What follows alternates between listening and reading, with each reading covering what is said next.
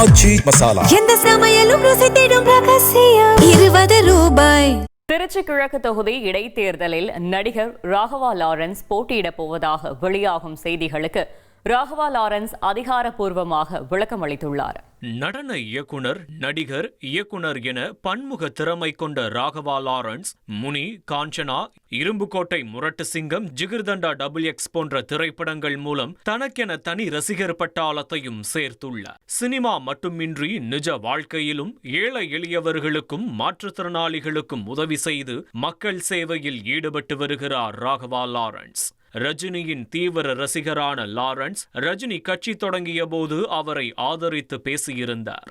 இந்நிலையில் அண்மையில் நடந்து முடிந்த சட்டமன்ற தேர்தலில் திருச்சி கிழக்கு மற்றும் பெரம்பூர் என 2 தொகுதிகளில் வெற்றி பெற்ற தமிழக முதல்வர் விஜய் திருச்சி கிழக்கு தொகுதியை தேர்தல் விதிகளின்படி ராஜினாமா செய்தார். இதனால் திருச்சி கிழக்கு தொகுதிக்கு விரைவில் இடைத்தேர்தல் வர உள்ளது.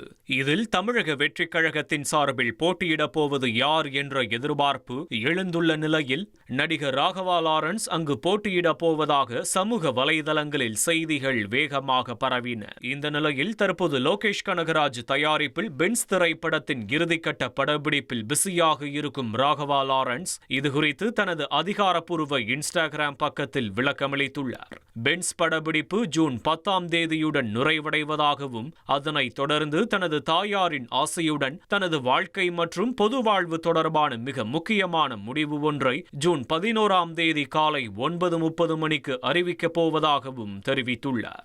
ராகவா லாரன்ஸின் இந்த திடீர் அதிரடி அறிவிப்பு அரசியல் வட்டாரங்களில் பரபரப்பை கிளப்பியுள்ளது. ஆச்சி மசாலா எந்த சமையலும் ருசி தேடும் ரகசியம் ₹20.